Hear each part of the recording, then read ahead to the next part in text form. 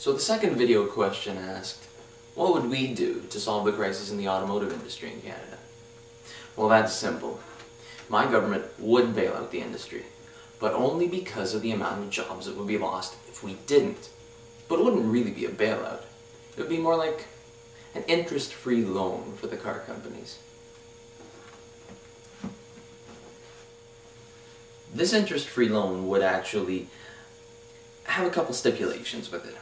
Number one, the corporate executive salaries would be lowered to that of an average line worker, and the government would get a seat at the decision-making table.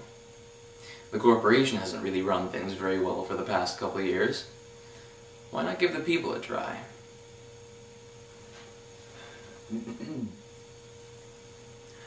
Having the government at the decision-making table will actually benefit the country.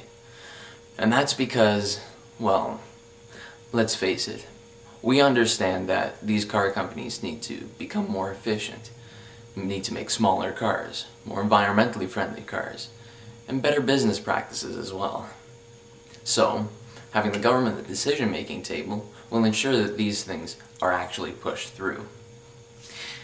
As we've seen in the past, we can't really let the corporation up to its own devices, because they're more concerned with profits than with the security of workers and with the environment.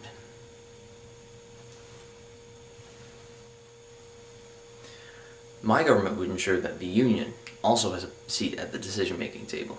The people, the corporation, and the union must come together to find a solution to this problem.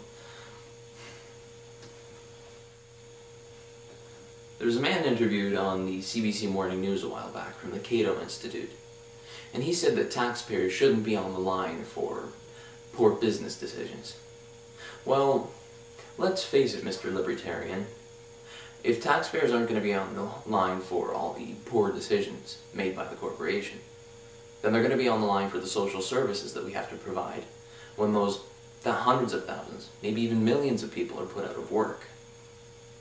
Oh, and he also said that the unions are a cancer on the corporation.